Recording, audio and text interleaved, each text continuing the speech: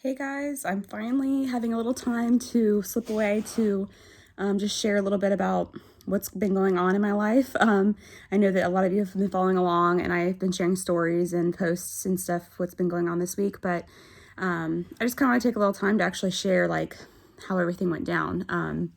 So last week I worked, let's go back to like Super Bowl Sunday because that was the last day I actually worked. I did 3 8-hour shifts in a row, which is normally not like my schedule, but and it's not really even that hard because I have like a sit-down job. As many of you know, I'm a nurse, but I was able to get an accommodation just with everything going on with my pregnancy during this IVF cycle. I was able to get accommodated.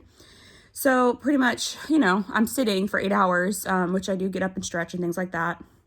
But I started noticing I started swelling up over the weekend, and it was, I remember it was Super Bowl Sunday. I came home and my ankles were huge. And thankfully I came home, took my blood pressure. It was completely normal. So I wasn't alarmed because I'm like, well, at least my blood pressure's good. But I just felt really exhausted, but I just contributed to just working like 3 back-to-back shifts. And I just, in general, like when you're pregnant, working even just 8 hours a day is just, you feel exhausted. So I wasn't too worried. The swelling actually came down like after I elevated and rested and drank some water. So that was Sunday. And then the next day, I ended up going to like Walmart, I want to say, because none of my shoes would fit. I, like, no joke, had like Flintstone feet, and none of my shoes, I put them, my tennis shoes even felt tight. So I took my blood pressure. Again, it wasn't anything high or abnormal. So I wasn't too concerned because I planned on going to my appointment on Tuesday, which was the following day. And I figured if I had a blood pressure spike or something else was going on, then I certainly would call, because I know like swelling is very common in your 3rd trimester. I mean, a lot of when people swell, I think the issue with me was it just came on so suddenly, and like I had never had any swelling really my entire pregnancy. Not to mention none of my wedding ring would not fit. And that was like something very strange, because I feel like if your wedding ring just randomly one day doesn't fit, it just seemed like that seems like a quick change. So Tuesday morning, the morning that I had my appointment, I woke up and I told my husband, I said, I'm not kidding you. I don't know why, but I feel like I have lead in my feet. Like everything just feels heavy. And I took my blood pressure and it was like 140 something over like 90s. And I was like, that's really high for me. Like I know it's not like critical, but that's just like super high for me. And then I was like, well, I'm just going to go ahead and go into my appointment. Obviously they're going to recheck it there and weigh me and everything else. So I went in right away. I got on the scale and I realized, holy crap, I had a 10-pound weight gain since my last 2-week appointment. That week it was like 35 weeks in a few days. And starting that week, I was going to come back weekly anyway for like just routine midwife appointments. But I just was like, wow, in 2 weeks, that's 10 pounds seems like a lot of weight. And I really, I haven't really gained a ton, like compared to, I mean, everyone's different, but I feel like my weight had been held pretty well throughout the majority of my pregnancy. So just starting that off, I was like, oh my gosh, I'm already kind of getting nervous. And I just remember like walking, my feet were just so like uncomfortable. The shoes I bought, I wish I don't have them next to me, but they were like the ugliest shoes you could think of at Walmart, but they were just so wide and thick that like they were just comfortable to put on. So I went into the office, the girl took my blood pressure and she's like, oh my gosh. And like, I guess it was like 160s over 90s, which that's pretty high. That's pretty high for someone that's never had really hypertension, aside from just maybe like a white coat syndrome. I don't know what it is, but my blood pressure's always been normal, but sometimes in medical surroundings, I get a little bit anxious, and it's really silly, but even because I'm in medical field, but it occasionally happens. So sometimes when it's high, I don't like get super concerned, but like I said, this was like exceptionally high. So right away, the girl, contacted the midwife. Well, she was already going to come and see me. So she comes in and she's concerned when she sees the swelling and obviously the elevation of the blood pressure. So she's like, we're going to look at your urine. And I guess when I came back, it did show there was some trace of protein in the urine. So she said she was going to go ahead and have me go over to the labor and delivery suite, which was like right across it's called Family Birthplace, to just get examined. They generally might want to do a 24-hour urine collection specimen. She said probably I'll be home by the end of the night, but just wanted to make sure everything was good. So I said, okay, no problem. Like I didn't want to like worry Bobby, but I called him and told him like I was heading over there, and it sounded like they weren't allowing visitors in the triage area. At least that's what the midwife had thought. So at first I thought he wasn't even going to be able to go over there with me. they checked me in, and we right away the nurse went ahead and said, we are starting a 24-hour urine, but we're going to go ahead and like check your blood pressure for a little bit, put you on the I believe it was like an NST test for the baby, and baby was doing fine. So she, there was nothing going on with her that was alarming. But my blood pressure by the time I got over there was like 170s over like, I don't even know, I think it was like 80s or something to that nature. So she said, that's a pretty critical high. I know you're just getting here, probably nervous. And she ran a few more, but they were all pretty elevated, like higher than like 150s range. And so from that point, they, I guess after talking with my doctor, they were like, we just want to keep you overnight and just like watch everything. We want to do the 24-hour urine collection, which would be completed 10:30 the next day. So it's just basically a 24-hour urine drug that you basically, every time you pee, you pour the pee into it. And they send it off, and they get a ratio of like your protein levels. And she told me that the cutoff was like 300. And I guess whenever we got it back the next day, it ended up being like 460. So it was quite exceptionally high. I mean, it wasn't like just like barely over it. It was a good amount elevated. So at that point, they said this looks like more like a severe case of preeclampsia, because your blood pressures, you've had a couple high readings. And then like later on by that day, I was starting to get like a light headache behind my eyes. But per the high risk doctor, they said, we just don't mess around with this. We want to go ahead and make the decision to induce you. And even though like our goal was to hopefully we could wait till because originally they told me like they were going to try to do everything they could, like basically keep me there at the hospital until I was 37 weeks, which I was like, they literally were like, wouldn't release me until 37 weeks. Like that would be like 2 weeks in the hospital just sitting there. Because I had just assumed they would just send me home. But they made the decision, no, we're going to go ahead and just induce and start you on some steroid regimen. So a lot of times with preeclamptic women, they worry, about preterm labor, or that they have to induce earlier than like expected. So they'll give you steroids, and what that does is it prevents or it helps promote lung progression for the baby. So it gives them like an extra drive to have a stronger lung perfusion. So the course of therapy, I guess originally they normally only do 2 doses of like, I believe it was called beta something with the beta. I might be saying that wrong, but apparently that drug had been like out of, I guess, stock or something like that.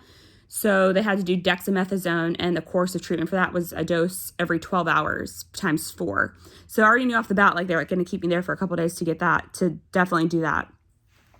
And then when the Rock made the decision, they were going to go ahead and just induce, then obviously I was staying there until I was delivering. But they weren't going to wait till 37 weeks. They felt like it was because it was a severe case that inducing now would be the best time. So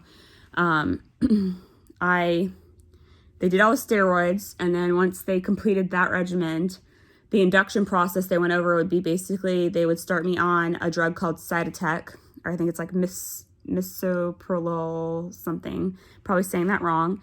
The nurse decided, she was actually telling the doctor like the vaginal one would be better than the oral to start off, so they decided the actual vaginal one would be the course to, I guess, start the induction process.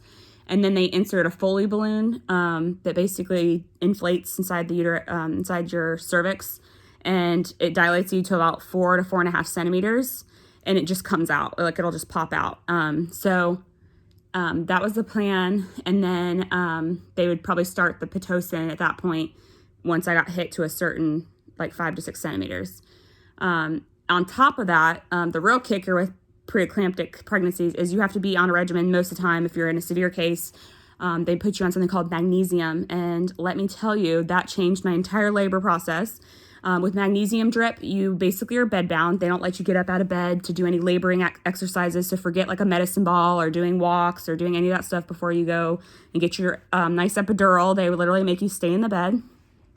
I had the choice to get a Foley catheter, but I decided to use the bedpan the whole night before they put the Foley balloon in. So it was a little bit of a rough first night when I got induced. My husband, thank God, is an angel and just kept helping me because I literally peed like every hour. It's really hard to be a patient when you're a nurse. I'm telling you, it's like one of the worst experiences for me because I'm so used to helping other people, and now other people are having to help me. So it was just challenging in that sense. But I remember the first night I had like a nurse that I wasn't too crazy about, and she just wasn't very, like, I would ask her like, well, what can I do in the bed to get more comfortable? Because once that Foley balloon comes in, it's really uncomfortable on top of having to like pee in a bedpan every 5 seconds.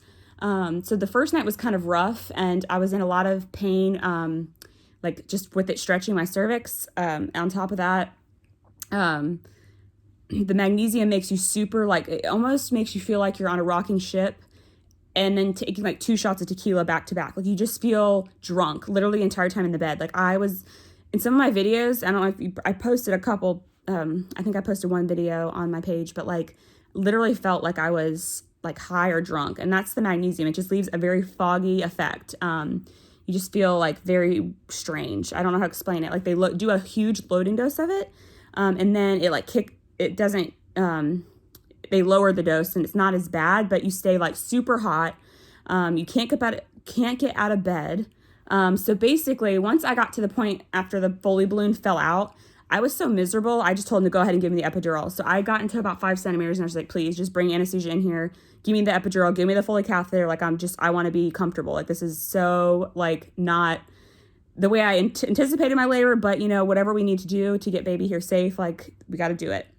So I remember the next nurse that came on that shift was just an angel. Like, she was a labor and delivery nurse for like 30 years. Her name's Miss Joyce.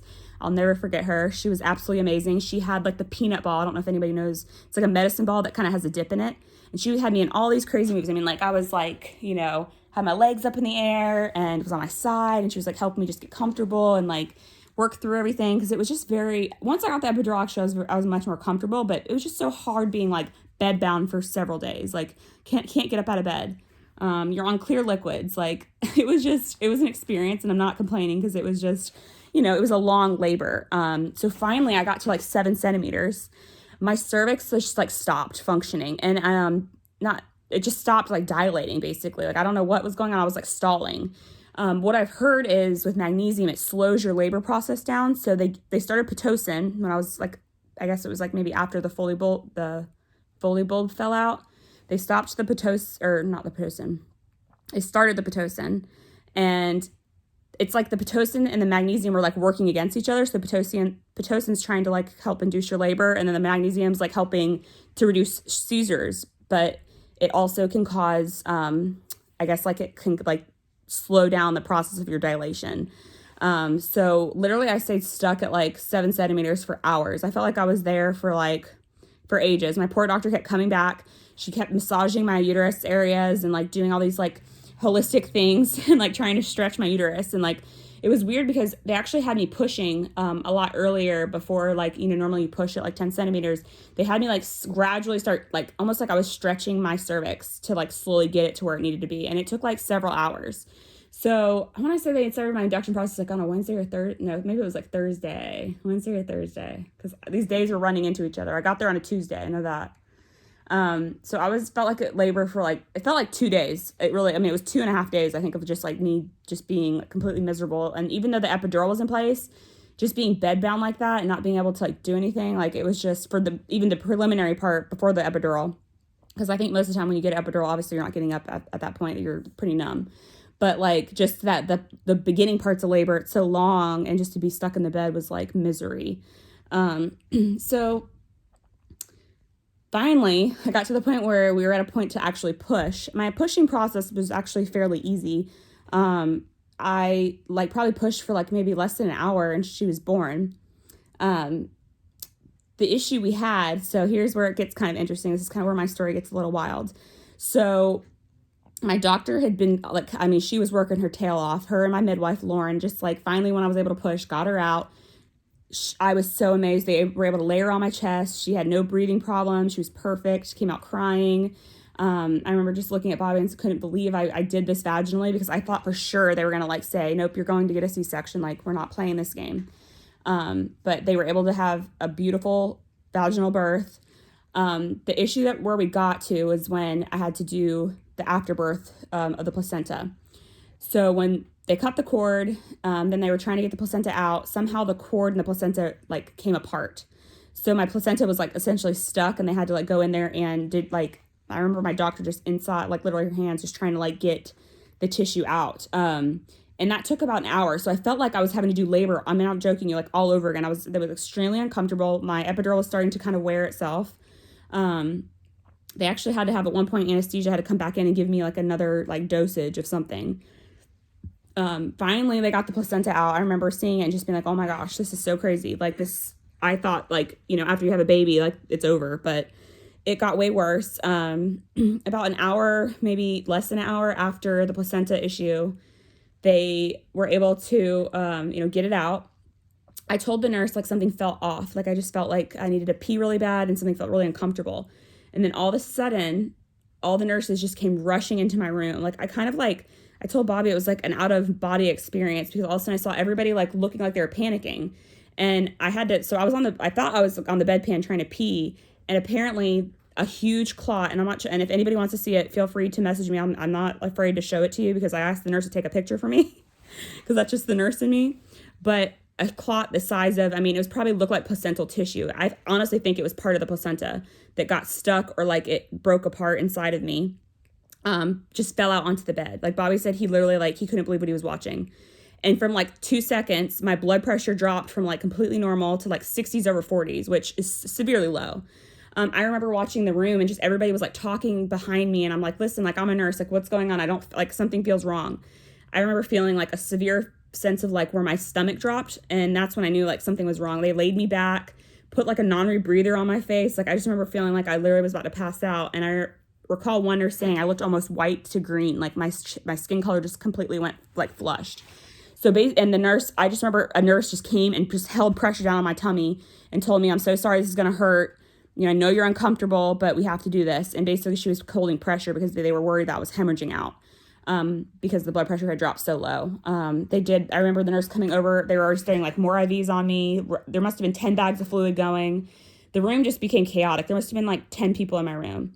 Then my doctor had already gone home at this point because she'd already delivered and everything, got the placenta out. And then this all happened within like the hour after after the placenta. I remember looking over on the corner and seeing Bobby and the baby and just saying like just worried, someone please come be with my baby and my son, and my husband, like they're alone. Like, can anyone come be with them? I just remember like it was just so crazy because I was literally about to pass out. Like I could feel myself, literally I thought I was gonna code. Like that's what I really thought in my head. I could just feel my blood pressure slipping away and I could feel like breathless almost. It was very scary. And then as soon as they started like the fluids and the nurses were holding pressure, another doctor came in and said he was going to have to do an inspection on me that was very uncomfortable. I said literally, it's like I know this is gross, but like I got fisted, like he put his entire like arm up inside and had to like check my uterine cavity.